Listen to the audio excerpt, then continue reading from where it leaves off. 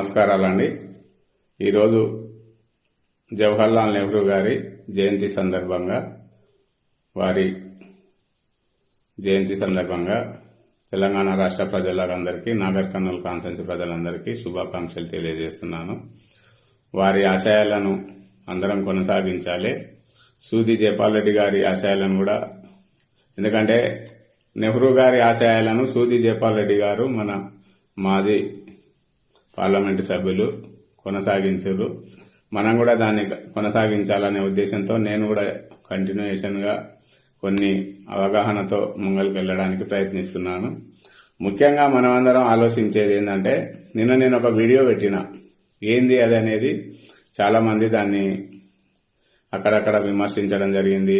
నన్ను మా MLC sir గారు పోలీస్ స్టేషన్కు ఎస్ఐకి పిలిపించడం జరిగింది. ఏదో కొన్ని కార్యక్రమాలు జరిగినాయి. అంటే నేను ఆ వీడియో పెట్టడానికి గల కారణం ఏందనేది మీ అందరికి చెప్తా.